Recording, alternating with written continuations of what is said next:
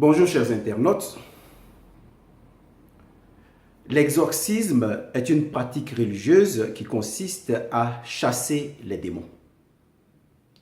Et ce rituel n'est pas conduit par qui en éprouve simplement le besoin, mais par ceux qui sont oints par Dieu, qui ont reçu de Dieu l'onction, qui ont reçu de l'Esprit Saint l'onction pour chasser les démons. Et même les prêtres, les pasteurs ne sont pas tous appelés à être exorcistes, parce que chacun reçoit de Dieu un don particulier. Alors vous me demanderez,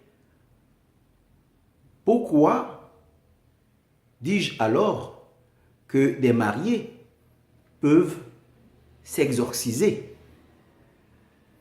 Eh bien, pour le comprendre, il nous faut savoir que l'Église catholique, par exemple, présente la démarche, ce rite, sous 4 étapes. Il y a l'étape de l'entretien, il y a l'étape de la parole, de la lecture de la parole de Dieu, il y a l'étape de la prière d'exorcisme et enfin la conclusion. Et lorsqu'on nous parle de la première étape de l'exorcisme, qui consiste à s'entretenir avec le possédé, il est dit qu'on a besoin en général du consentement de ce dernier et de sa foi en Dieu. Il faut qu'il croie en Dieu, il faut qu'il accepte l'existence des démons. Disons que celui qui veut être exorcisé en général doit contribuer à sa propre libération. C'est dans ce cadre que se situe l'exorcisme des mariés. Il y a cependant, dans les Saintes Écritures, nous savons que Jésus guérissait des personnes possédées sans leur consentement, mais il les libérait parce qu'il savait que ces personnes n'étaient pas en possession de leur sens, mais désiraient la libération. Il le savait et il les libérait. Il y a des personnes qui sont possédées, mais qui s'y complaisent. Alors ces personnes demeurent comme elles le sont, parce qu'elles ont contracté un pacte avec le démon. Voilà pourquoi il est dit qu'on ne libère que ceux qui en éprouvent le besoin. Alors, lorsqu'on parle de l'exorcisme des mariés, que les mariés peuvent eux-mêmes s'exorciser, il faut s'en tenir à l'entretien entre les deux époux qui doivent établir un pont entre leur jardin intérieur dont nous avons parlé dans la vidéo 32. Lorsque nous nous confessons encore dans l'Église catholique, nous disons « Je confesse à Dieu Tout-Puissant. Je reconnais devant mes frères que j'ai péché en pensée, en parole, par action et par omission. » J'ai péché en pensée, en parole. Que signifient ces paroles? Nous les prononçons chaque jour. Mais est-ce que nous comprenons le sens véritable de ces mots si forts que nous prononçons? Dans la vidéo 32, nous avons interrogé les philosophes. Aujourd'hui, nous allons interroger les psychologues. Très souvent, quand quelqu'un a des problèmes, a des douleurs morales, on lui demande de rencontrer un psychologue. Eh bien, les psychologues sont des sages, comme des philosophes, que Dieu nous envoie pour nous aider, nous aussi, à le retrouver à travers une démarche rationnelle. Voilà pourquoi Jésus, après les 7 malédictions proférées à l'encontre des pharisiens, il dit: Dieu vous enverra des prophètes, mais aussi des sages et des scribes que vous allez flageller et mettre en cour. C'est pour nous signifier que les pasteurs, les hommes de Dieu, qui choisissent de vivre en vase clos, qui houspillent la science, qui houspillent toute démarche rationnelle, qui visent à aller à la conquête de la vérité, ces derniers doivent se remettre en cause. Aujourd'hui, nous allons voir comment certains psychanalystes, comme Freud, ont étudié la question du péché, ce que nous appelons le péché en pensée, en parole.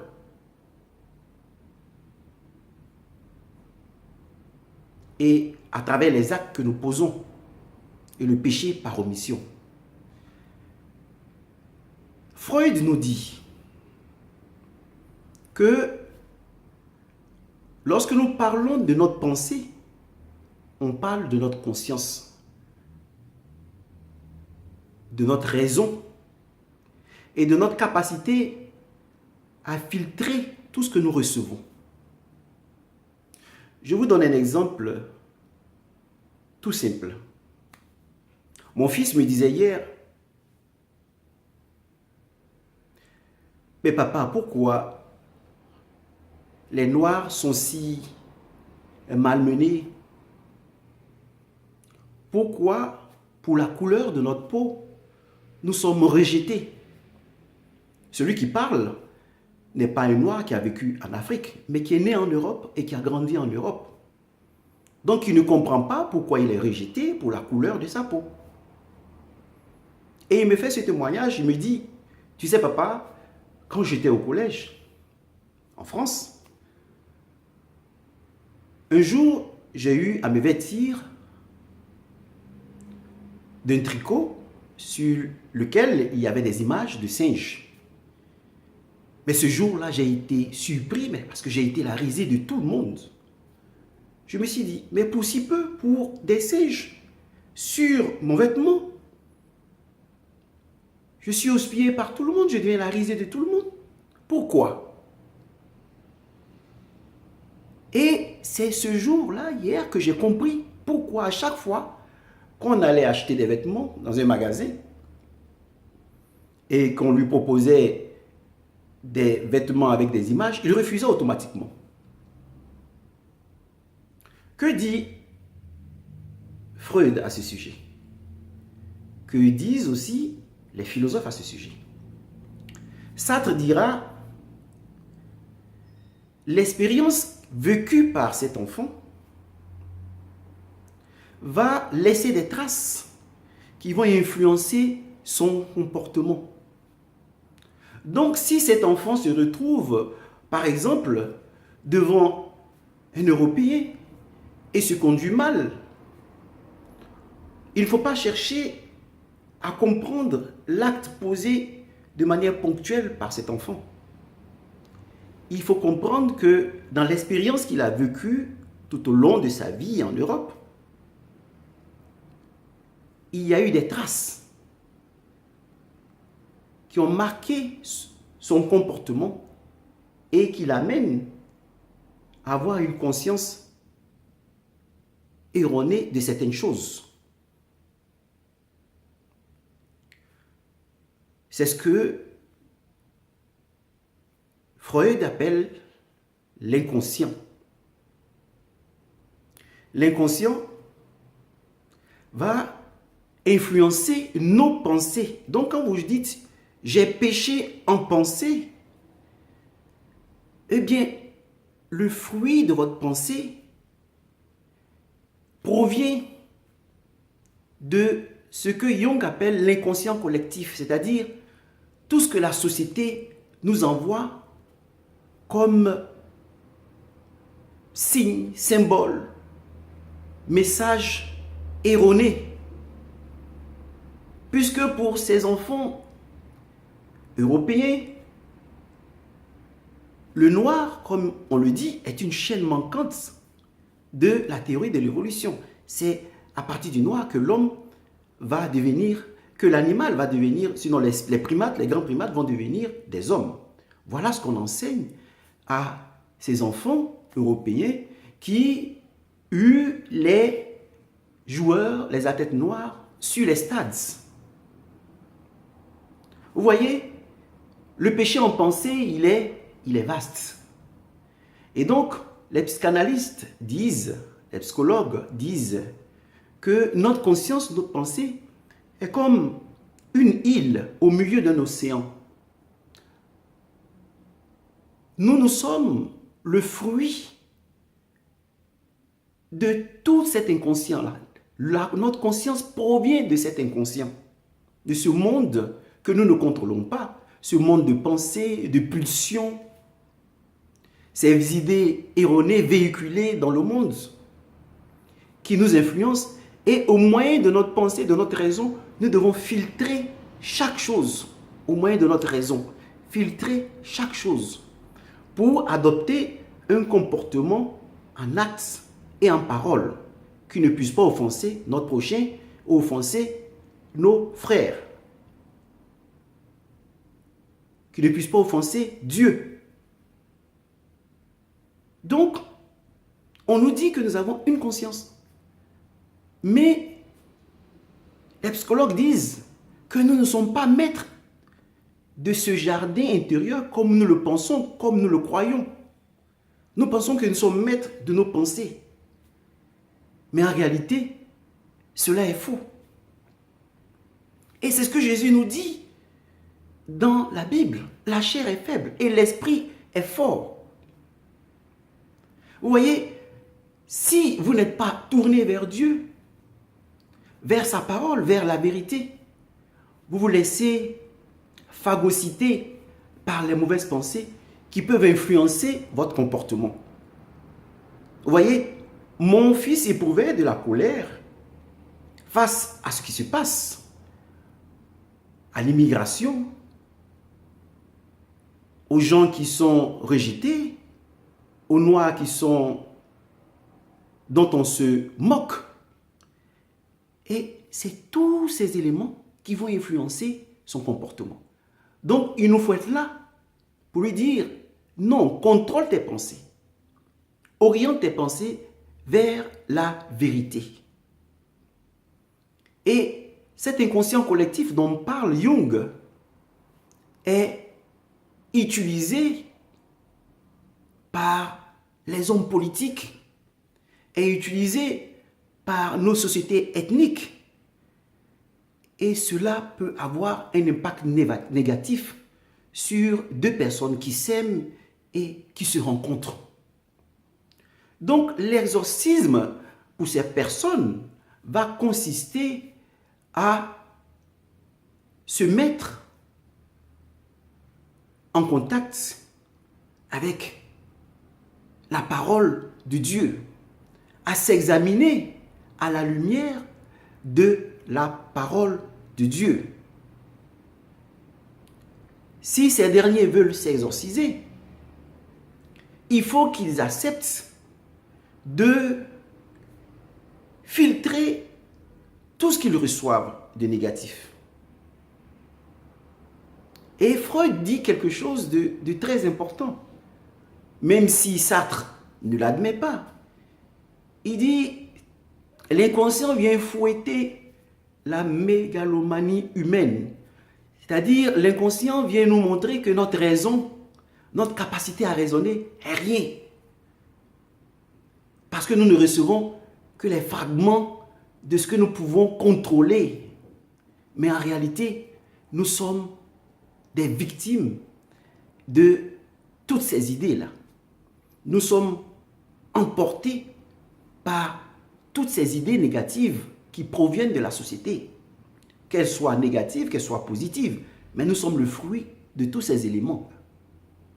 De la même manière, disent les psychanalystes, de la même manière que nous apprenons à parler, de cette même manière, nous recevons les idées que nous intériorisons.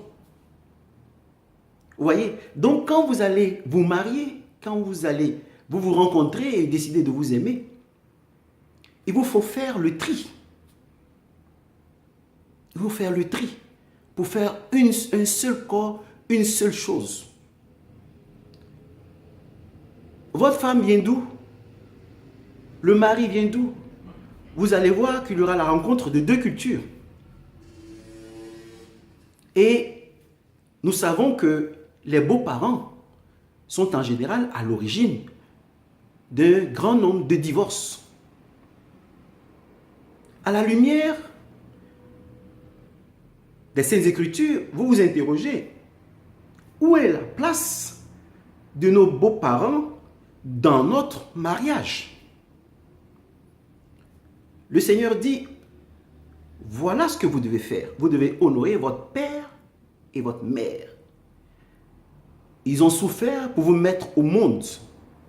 Votre maman a versé son sang pour vous. Et vous devez les aider si vos parents sont dans le besoin. Vous êtes tenus de les aider jusqu'à leur mort. C'est ainsi que vous honorerez votre père et votre mère. Il faut que ta femme admette cela. Il faut que ton mari admette cela. On ne doit pas vivre heureux et laisser les parents malheureux. Les Saintes Écritures interdisent cela. Donc, quand vous aurez, pour vous exorciser, quand vous serez face à face, il ne faut pas que votre amour tue ce sacrifice que vous devez consentir pour vos parents qui ont eux aussi consenti des sacrifices pour vous élever, pour vous éduquer. Mais les Saintes Écritures disent, parents, n'exaspérez pas vos enfants. Ils se doivent de vous aider, mais il ne vous appartient pas de diriger leur foyer. Voilà ce que les Saintes Écritures disent. Et les deux partenaires doivent être d'accord sur ce principe. Ils ne doivent pas laisser la mère ou le père agir sur leurs sentiments réciproques. Dire que non, cet amour ne te va pas, c'est un baoulé, c'est un bété, c'est un homme de l'Ouest, c'est un Européen, c'est un Américain. Non. S'ils s'aiment, il n'y a plus de barrière. Parce que l'amour est Dieu. L'amour est un don de Dieu. Donc, peu importe leurs origines, peu importe leur religion, peu importe leur race, s'ils décident de se marier, s'ils s'aiment, personne ne doit intervenir. Voilà pourquoi il est dit, tu laisseras ton père et ta mère, tout ce que tu as connu, tout ce que tu as acquis, tout l'inconscient collectif de ta tribu pour faire un avec ta femme. Donc reprenons bien l'inconscient collectif, c'est tout ce que nous avons acquis dans nos familles respectives. Dans nos familles respectives, nous avons acquis des pensées erronées. Non, l'Ivoirien, il est comme ça, il est comme ça. Le Français, il est comme ça, il est comme ça. Non. Lorsque nous nous marions, nous déposons cet inconscient collectif aux portes du jardin intérieur de notre femme ou de notre mari. Un second élément important, l'argent, qui est une des causes du divorce des époux et des épouses. L'argent. Que disent les Saintes Écritures à ce sujet? Tu aimeras Dieu par-dessus tout. Si tu as choisi entre mammon et Dieu, entre l'argent et Dieu, choisis Dieu. Ce qui signifie que vous ne devez pas vous marier parce que vous avez reçu chez l'autre un soutien matériel, un soutien financier. Vous ne devez pas vous aimer parce que la richesse vous unit. Non. La richesse ne peut pas unir des personnes qui s'aiment. Donc, il faut que les deux époux, les deux partenaires, comprennent que l'argent ne doit pas influencer leur union. Ce n'est pas parce que l'homme est au chômage ou la femme est au chômage qu'on va se séparer d'elle.